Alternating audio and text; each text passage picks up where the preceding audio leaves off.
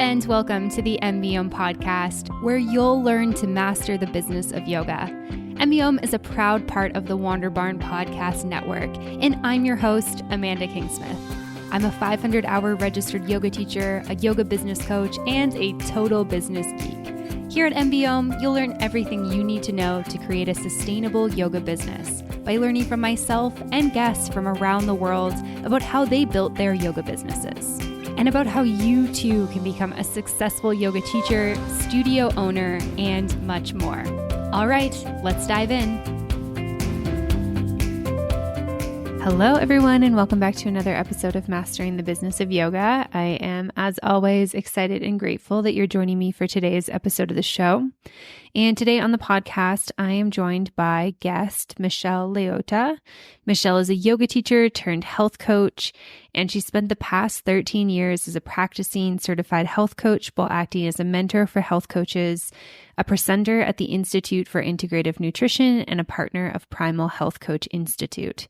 And in this episode of the podcast, we're talking about Michelle's journey as a yoga teacher, why she pivoted from teaching yoga to being a health coach, how she's built her business over the last decade, and why becoming a health coach can be a great addition to a yoga teaching career. And one of the reasons that I'm really excited about having Michelle on the podcast and talking about this topic is because one of the things that I consistently hear from yoga teachers is that teaching yoga and building a yoga business can be really hard. And so oftentimes we're looking for ways to bring in revenue, to bring in clients. That's not just teaching studio classes. And I think that one of the things that can be really beneficial to our business is combining something else that we're interested in. And I think a lot of the time as yoga teachers, as wellness professionals, we are really naturally interested in our health. You know, yoga can be a huge benefit to our health, to our physical, mental, emotional, spiritual health, as we all know. And becoming a health coach can be a great way to add another service that you can offer one-on-one or that you can teach group programs for, et cetera, et cetera. So I was really thrilled to be able to talk to Michelle and pick her brain about all of this. So without further ado, let's dive in. Let's hear from Michelle all about health coaching. Okay, here she is. Welcome to the show today, Michelle. Really excited to have you here with me today. Oh, thank you so much for having me.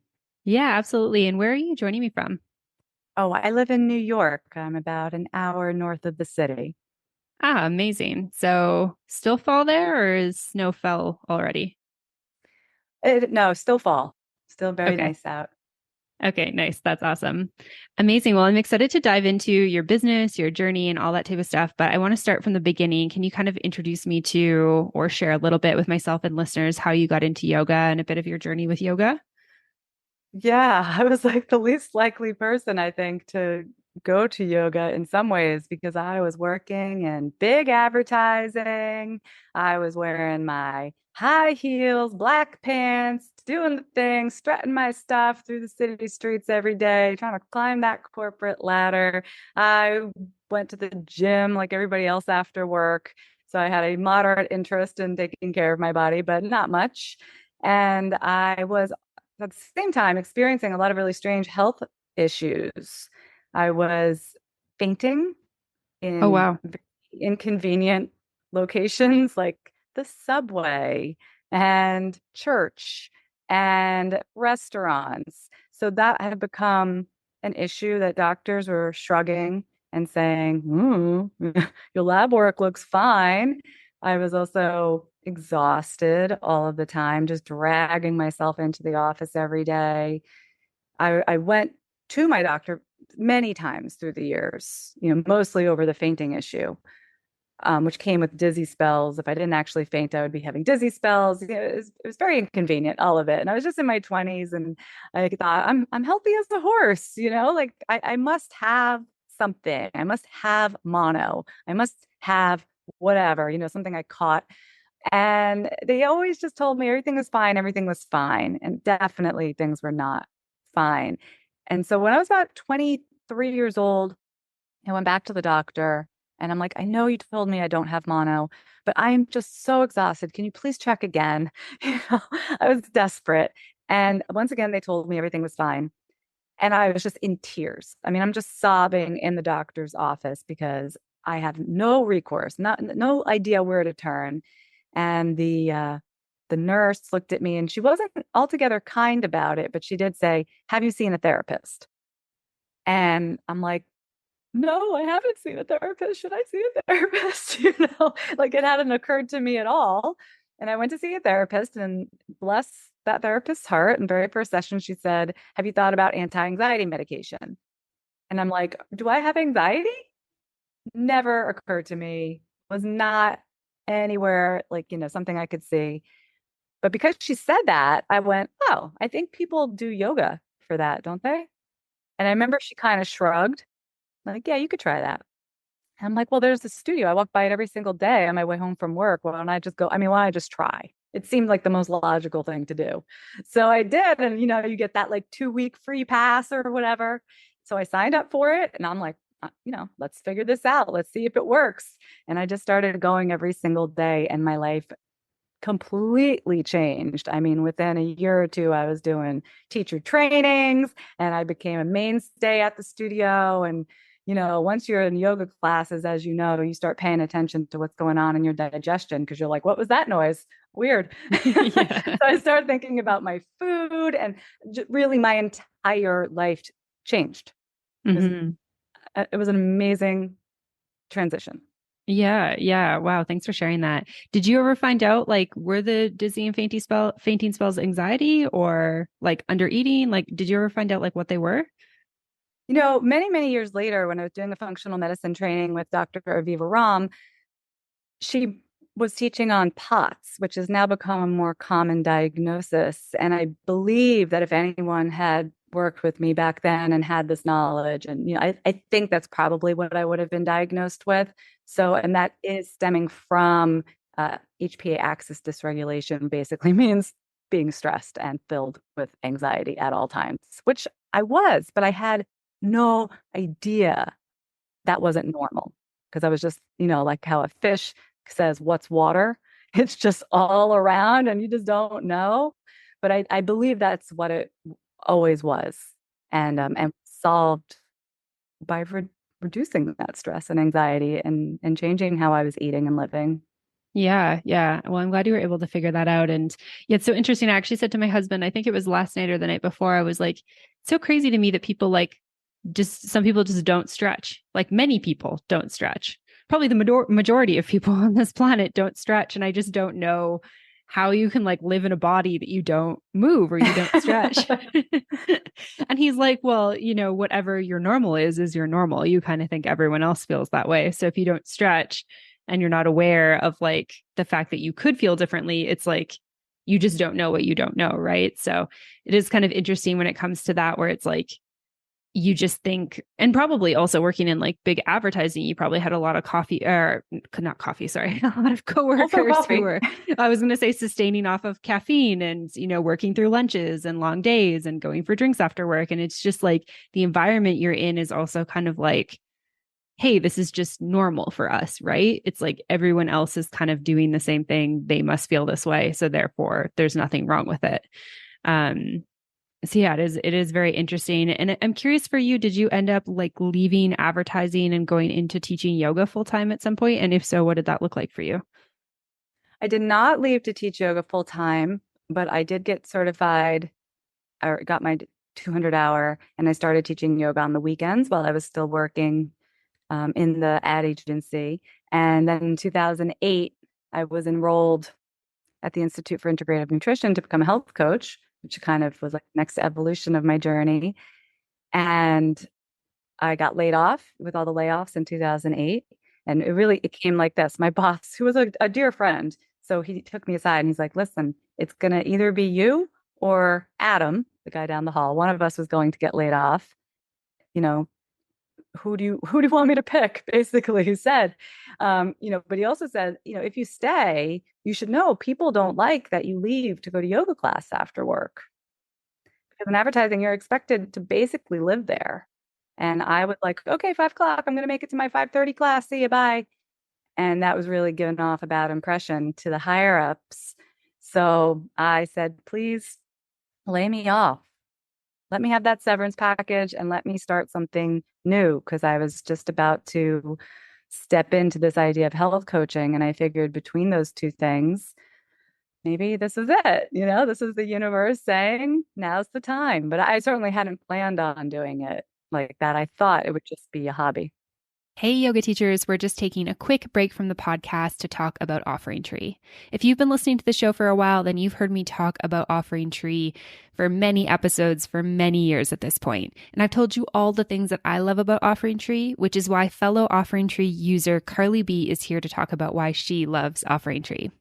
Well, for years, there's always been this hovering. I should get a website. I should get a website. People don't know how to find me if they look me up, but I just never knew where to start. And I've never built a website before. And it's just something that was easy for me to just keep putting off. When I got serious about doing this, go it alone. Well, how am I going to do it? I have Zoom. So I looked into it. And there I was talking to my husband, like, am I just going to be throwing away this investment of money to commit to this for a year when I don't even know if anybody's going to show up? And I made my money back within 2 weeks. I think that as a new yoga teacher, when you're just getting started, it can be really scary to take the plunge and spend some money and invest in yourself. But I think what Carly B is telling us all is that Offering Tree is worth it. So if you would like to check it out and get a little discount for listening to the show, you can head on over to offeringtree.com/MBO. Of course, if you have any questions, feel free to let me know. All right, now back to the episode. Yeah, that's really interesting. And so walk us through like what that journey looks like. You kind of volunteer yourself as tribute per se to get laid off. And then it's like, hey, you're working for yourself now. You're running your own business. What does that look like? Horrifying, really so scary to wake up one day and say, I am an art director. I work in advertising. I have a window office. I make a good salary. To the next day going, I am what am I? Who am I? What do I do? How do I do it? Do I make any money at all? Not yet. It was really, really like an existential crisis of like, who am I to make that kind of shift so abruptly? But I didn't have too much of a choice because nobody was hiring in 2008. So I pretty much had to make a go of it and was lucky to be able to do that financially. My husband at the time worked, and we could live comfortably enough, which is something that I always tell people when they're making a career change. If you're going into it super desperate, you bring in that energy with you, it's going to be very hard. So whether it means, saving up beforehand, having a part-time job where you're going to have some steady income along the way. Because, yoga, I remember I had this one job teaching yoga because the first thing I did was like, let me see how many yoga classes I can possibly teach, because that was my first way of earning something. And some studios paid well, in quotes, and other studios paid, like I had one studio that paid $5 per head, no minimum. $5 per head. That's crazy. Yeah. And if you could fill your class, you could make a lot. But I had like a 11 a.m. class. You're never going to get that many people. So that was really hard. And I ended up really burning myself out in that first year because I was teaching like 13 classes a week and trying to get my health coaching business going at the same time, working with clients. And I was living in Boston at the time, and I would drive from one side of the city to the other, back and forth, here, there, working in coffee shops, in between this class and that class that I had to teach. It was very stressful and not particularly profitable, but it felt great to be doing things that I loved and believed in, rather than, in the ad agency, for example, one of the clients had been McDonald's. So I would come feeling like my soul just got sucked dry.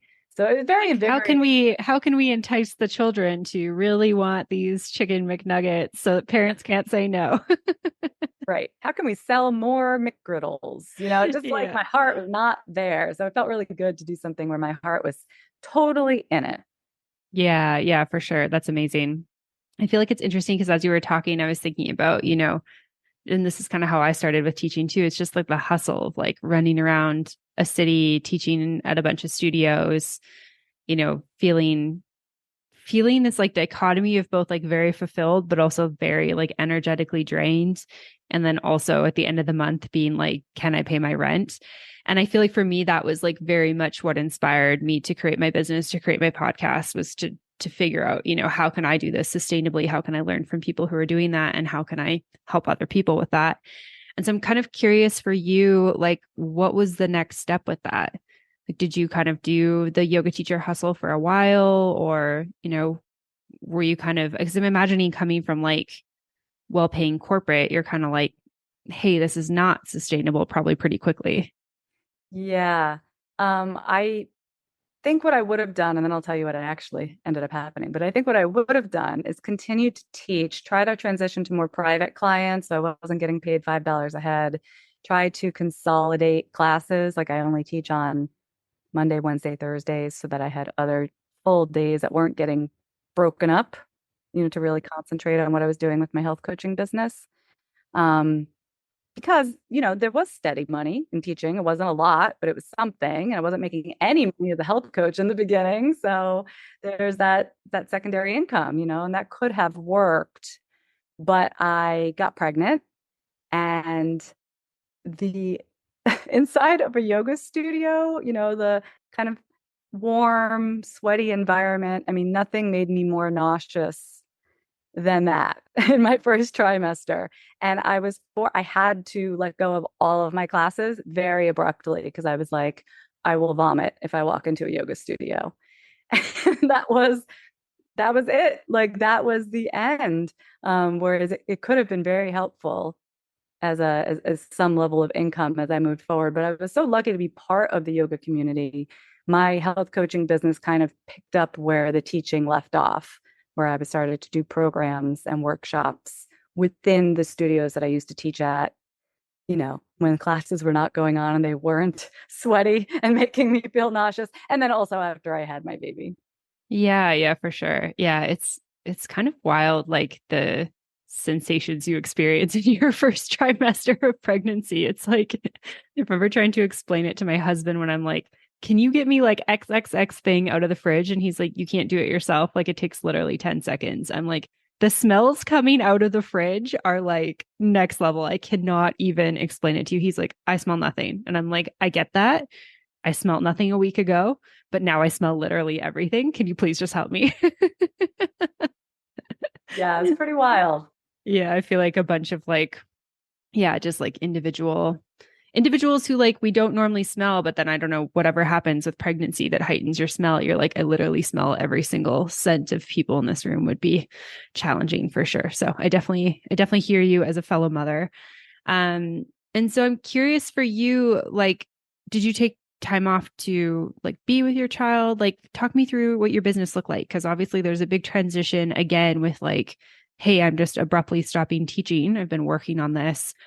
Now I'm about to have this baby, but I also want to build my business. So just walk me through how that kind of looked with your coaching business. Yeah, how did that look? I remember holding programs even when I was about 6 months pregnant, 7 months, 8 months pregnant. I was still actively showing up and doing the things. And it was my first baby, so I didn't know what to expect. I thought, oh, I'll have the I'll just baby work and with a newborn while they breastfeed. It's fine. exactly. I'll carry him in a sling and just go about my day. And if anyone has children, and that's definitely not as easy as it sounds. Yeah. So what ended up happening was I was really happy that I had been doing all along. I had been doing quite a bit of online marketing, and I had been running programs within the yoga studios at the same time I was running them online because I had thought to myself, well, if I can sell 30 spots in like this detox or something at the studio, that's cool. But if I could sell, like 20, 30 more spots, people who live in other places, because I had contacts and friends in different areas of the country, and I just ran it at the same time for everyone, I'll make twice as much money, right?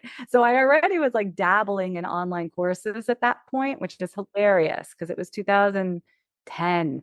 And to hold a webinar, you couldn't. It was nearly impossible to afford the software that was required for that at the time. And Zoom did not exist, and Facebook barely existed. It really were the dark ages. So I would hold these like teleseminars for my participants who lived outside the Boston area. Anyway, after the baby was born, I was really glad that I had been dabbling in all that like technology because that was the way I was going to be able to work with the baby. It was like, baby goes down for a nap, I can get a blog post written. Baby goes down for a nap, I can send an email to my list that luckily I had been growing the whole time, you know? That's amazing you were doing that back then, because that's like, a key business recommendation now in 2023, end of 2023, almost 2024. But I feel like in 2010, like who was talking about email lists? Who was talking about webinars? Well, I was, because I used to work in advertising. And so I spent my days like creating emails to go out with, the McDonald's campaign or the Royal Caribbean or Ocean Spray or whatever we were working on. We managed all of that stuff. So when I went into my own business, I was like, well, I guess I'll do that for myself now, and was kind of figuring it out. But yeah, the tools weren't there. The training wasn't there. The support definitely wasn't there. You go on online now and you can find a million podcast business coaches, people to help you, tell you what to do. And back then, not so much. So, but also less confusing. There was only like Constant Contact was like pretty much the only email service provider. So that is what I used. And it really, really came in handy as I went on to then have a second child, and my entire business went online and has been. So I was way ahead of the COVID curve in that regard. Yeah, no, that's amazing. I've been working online since, I guess, 2015, 2016. And I feel like that feels like way ahead of the pandemic kind of COVID curve, like you said. But I feel like you're years ahead of me as well, which is so cool to hear. I love that you were able to build your business in this way, because it's probably like, as you're talking about this, it's like so normal for listeners. I feel like it's so normal for me to think about what you're doing, but to think about that in, 2010, that's like, I just feel like that's like early adopter, like what is she doing type It thing. was, So and it was very different back then. I had a blog that I had started even sooner. In 2006, I had started blogging, and it was easy in a way because, like I said, there weren't as many complicated tools. There was just one option. If you wanted to blog, you were basically going to have an account with blogger.com. It was just less. There was less competition to get noticed. So it was really interesting. And because I was doing all of that early on, using Twitter, for example, all that stuff, other health coaches pretty much immediately started asking for help. Like even when I was still in school, and certainly I remember once I had graduated and I was running programs, how did you do that, Michelle? How did you hold a webinar? How do you have a blog? How does that work? And it was interesting because for the first few years, my overwhelming sentiment was leave me alone. You know, I'm trying to run a business and raise a family over here. I don't have time to answer your questions. And I pushed it away for a really long time, but eventually realized like, hey, this is a whole other avenue for my business. If I can take what I know about advertising, what I've done in my own business, and help somebody else to do the same, and I can do that for lots of coaches. Like we're reaching so many more people if we all work together. And that it took a long time. Really, only in the past year have I walked away from my own private practice to exclusively working with other practitioners. wow, that's amazing. I'm curious, did you ever go back to yoga after having that first baby? I never taught yoga again, but I definitely went back to yoga. In fact, I remember the first class I went to after my son was born, and I am not going to remember how many months had passed, but several months had passed. And I went and I did not know what, again, first child, no clue what my body was going to be able to do comfortably or not do comfortably. So no expectations whatsoever. And it was just a standard evening class that I went to. And I remember I did a headstand and shocked myself that I could still do that. I thought for sure that stuff was out. I wasn't anticipating it. And then it just happened so naturally, and effortlessly that I was able to do it. And I thought, oh my God, like I'm still here, and yoga has been just a mainstay of my life, since 2006 or whatever that was when I first walked through the door. Yeah. Yeah. No, that's amazing. I'm curious, was there a reason you didn't go back to teaching? Like just didn't feel like your, I guess, like calling, or you were like, okay, this is just not sustainable. I want to focus on something else. I'm just kind of curious the why behind that. Well, like I said, I think with having my babies, and I did not mention, but I'll mention here, we also moved when I was 36 weeks pregnant with my first from Boston to DC.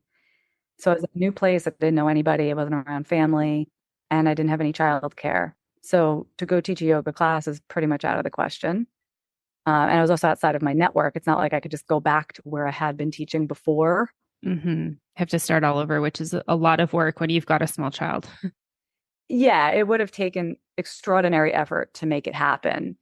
So path of least resistance really was to just continue with what I was doing online. Now, of course, these days the yoga could be done online, but back then, no one was even dreaming of that quite yet.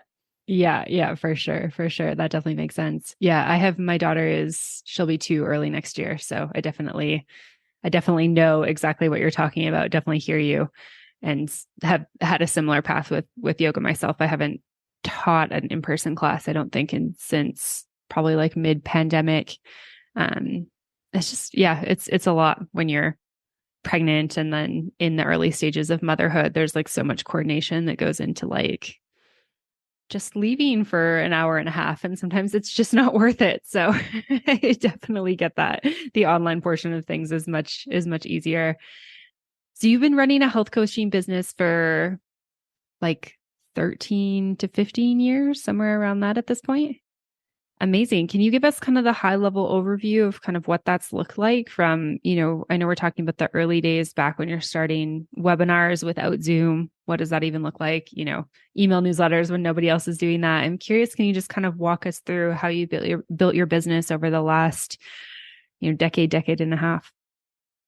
Sometimes I go back. I was just scrolling through my phone the other day, way back. You go in the way back machine and you find pictures. You're like, I forgot about that. Oh gosh, remember when I was doing that?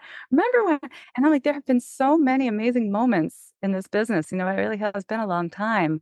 But I think the overall trajectory was I was not afraid to go do the things because I figured showing up and doing the thing, like holding my first workshop around food and nutrition and holding things like webinars or teleseminars or whatever they were back then.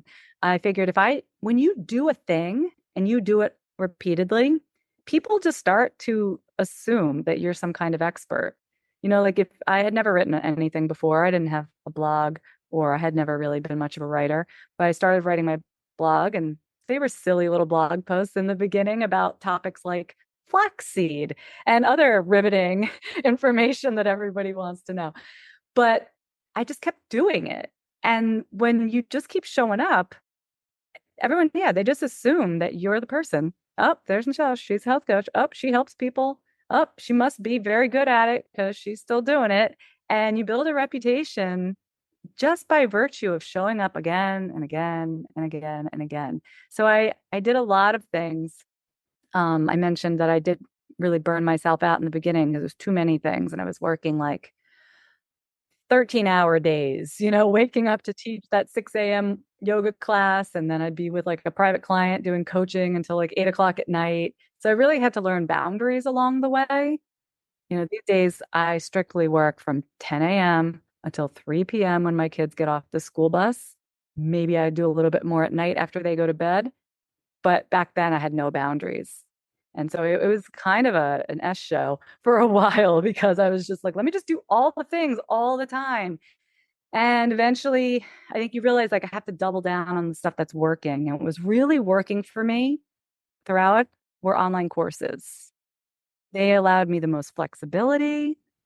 They allowed me to express my creativity, work with people from many locations, which was great because at this point I had lived in Boston and I had lived in DC, and then we moved to New Jersey, and now I'm in New York. So I had community from many areas.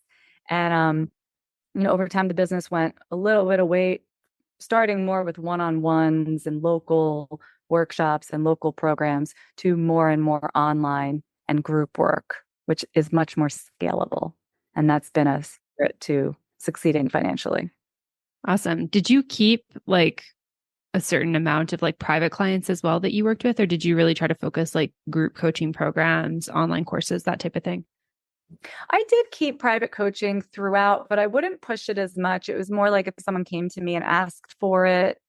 And during COVID, oh my goodness, I had just gotten divorced. I had two kids, kindergarten and third grade. We were living in this little transitional, because it just divorced, you move into like a little teeny tiny house. It was like 600 square feet. And I thought, oh, we'll never be here. We're always at the park. We're always out somewhere. Well, then it was COVID and we were always Lockdown. yeah, in 600 square feet. And so Oh, very, very difficult to work at all while they were kind of remote schooling and all that stuff. And I thought, well, if anybody wants private coaching right now, I can't do it. And then I thought, well, for the right price, I guess I could do it. It would be worth it to me if, and I just doubled my prices across the board and found that, oh, people were still willing to pay for it. The people who wanted it were still willing to pay for it. So I still took on private clients, but fewer and fewer over time as my time was better spent elsewhere, either with my children or with the activities in my business that were bringing in more income. Yeah, for sure. I feel like there's so many parallels between just what you're talking about with health coaching and just kind of what I see with yoga teachers in general. And I just want to connect the dots for anyone who's listening who's maybe like, oh, I'm not a health coach. I don't know how to apply that. I feel like I feel like privates one-on-ones with yoga are so much more like financially viable than teaching just like group classes at somebody else's studio. But if you are strapped for time, like say you are a parent and it's like you only have so many hours in a day, doing something like a group program or having your own group class where you set the prices, you take all the profits, which we could totally do through our online platforms now, can be so beneficial. Or looking at the option of online courses, like you were saying, because I feel like there's so much benefit in being able to do this kind of evergreen content where you can create something kind of one time at your own time and then just go through the process of like marketing it. Obviously, updates need to happen. You get feedback from your clients, but being able to run people through these courses like time and time again is just a little bit less of that like exchanging time for money, I guess, which is not bad, but sometimes it can just be challenging if we don't have that much time. So I love these like creative ideas for how to build a business in a way that, just works with the lifestyle of like certainly a parent, but maybe other people who are balancing a bunch of other things as well. Yeah. And we go through seasons in our life. So now my kids are older and I have thought like, maybe I'll go back to teaching yoga now because now I can leave them home by themselves for a couple hours. That's interesting. And then there'll be another season in my life later. I actually see as a health coach, I see a lot of yoga teachers and also massage therapists who once they hit like 50, maybe 45 years old, 50, they're like, I can't do this anymore. This kind of physical work is not working for my body the way it used to. I need to be able to do something that doesn't require, this heavy physical work. And a lot of those practitioners come to health coaching as an alternative way to continue to help people with their health and maybe even leverage their existing audience, but serve in a different way for that season of life.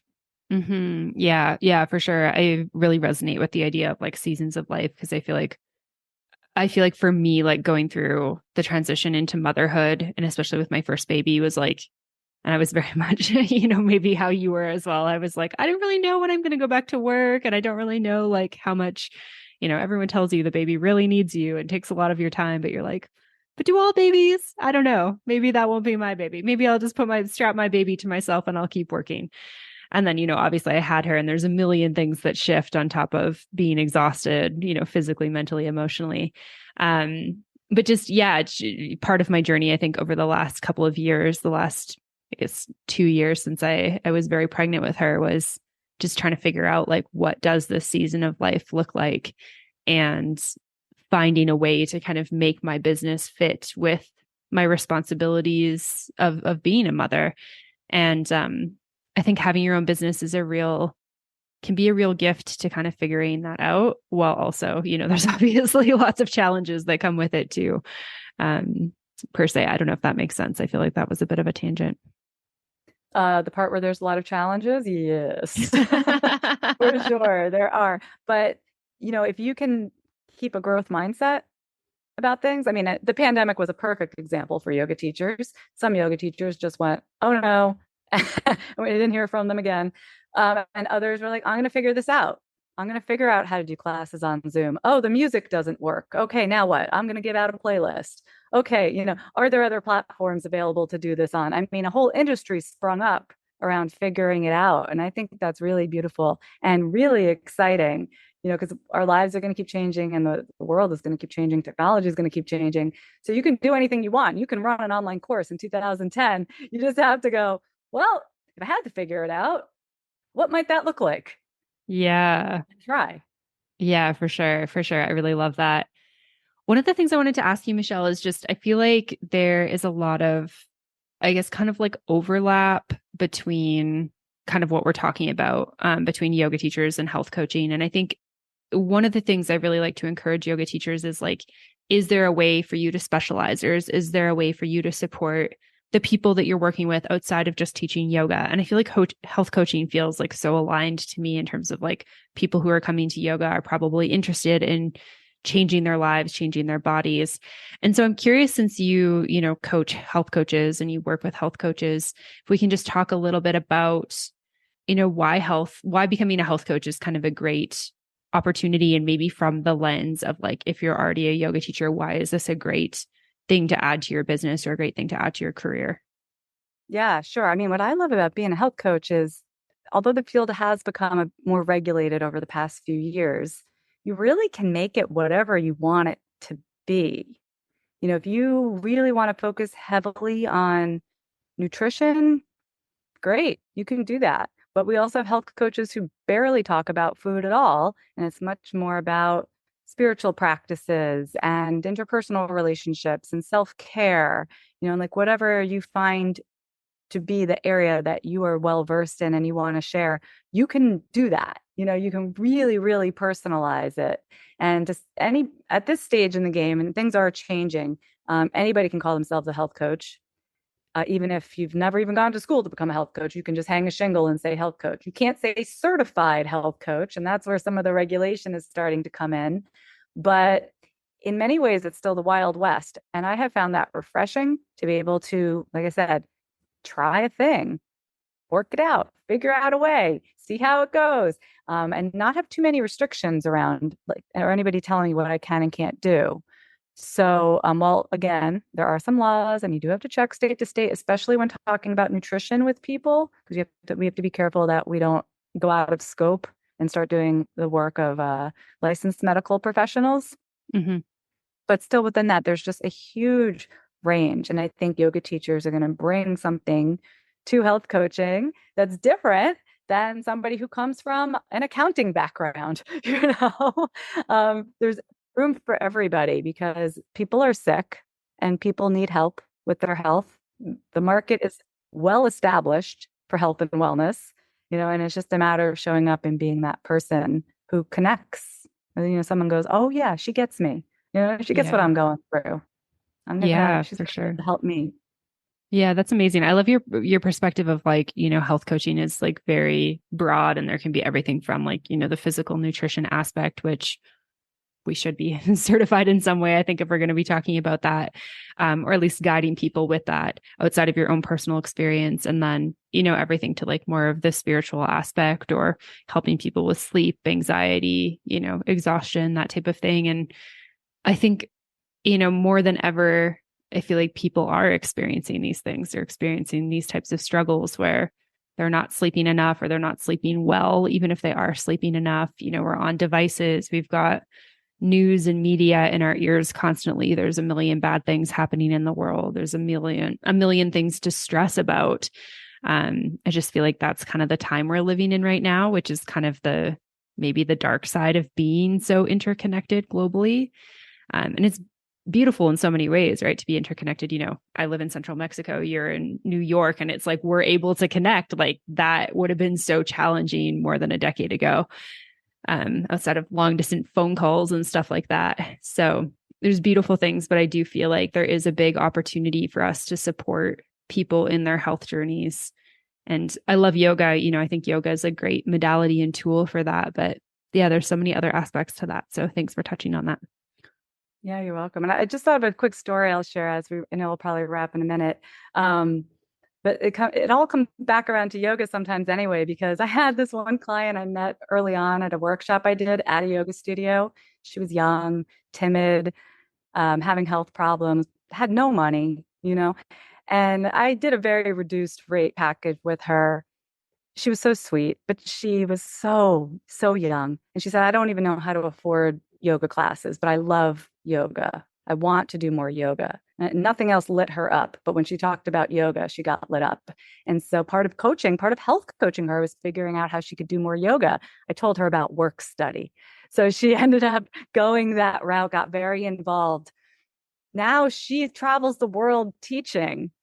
And she just really came into her own. She didn't know where she was going with her career.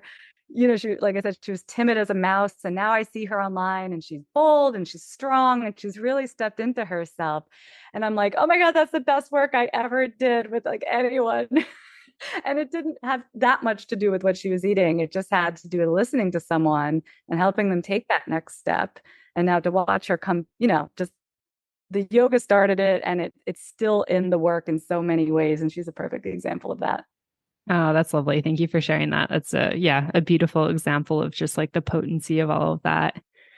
So as we wrap up here, I would love to hear, and you've shared so much good stuff already, but I'm curious if there's any kind of big business lessons that you'd like to leave listeners with today from any aspect of your career. This could even be drawn from, your big corporate advertising days through to teaching yoga full time through to what you're doing now. I just shared this on one of my own podcast episodes, and I included yoga teachers when I said, those of us in like the holistic wellness world, we tend to be, healers, tend to be intuitive, not always the best business people. You got to show up, for yourself and your business, like with, your CEO cap on. If you want it to be a profitable, sustainable business, it can't just be like something you do when you feel like it. So there's a lot of flakiness that happens with people who are in it because they love it, but not really paying attention to the numbers, not really showing up consistently.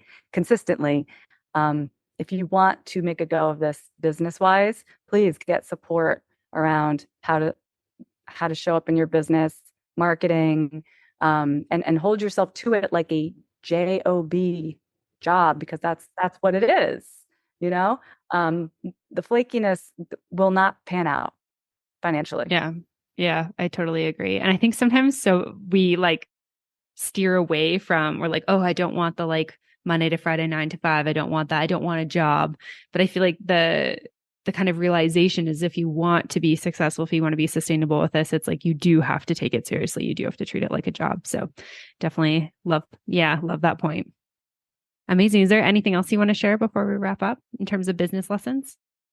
Oh gosh, I could talk forever about business lessons. I would just say that if anyone's interested in becoming a health coach, just want to see a little bit more about the work that I do working with practitioners, you can find me at healthcoachpower.com. And we have a podcast, again, for health coaches, but I think it's helpful for people to listen to if it's something you're considering for the future. And that's the Health Coach Power Community Podcast. Amazing. Thank you so much for that. Anywhere else that people can connect with you online, anywhere they can follow you, just learn more about you, discover your journey. And I'm around, but I think the podcast is probably the best place.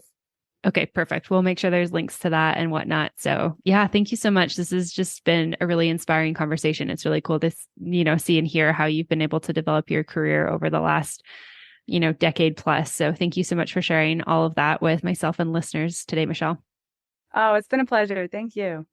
All right, my friends, I hope that you enjoyed that episode of the podcast with Michelle Leotta. Make sure you go check her out, see what she's up to, follow her business, all that good stuff. Of course, a big thank you to the sponsor for this episode, Offering Tree. Make sure you guys go check them out, offeringtree.com/MBOM. And of course, thank you for listening. Thank you for being here, and thank you for supporting the show. That's all from me, and I will see you next week. Bye for now. Thank you so much for tuning in for this episode of the podcast. To find links, notes, resources, and everything mentioned in today and all episodes of the show, you can head on over to mbomyoga.com. You can find the podcast and myself on Facebook and social media at Mastering the Business of Yoga. And I would love for you to join the private Facebook community, Yoga Business Badasses. If you have any questions, comments, or feedback, please make sure you reach out to me at info@mbomyoga.com. And last of all, if you enjoyed this episode of the show, please make sure you hit subscribe and leave a review for the podcast. It would mean the world. Thanks so much for listening, and I'll see you next week. Namaste.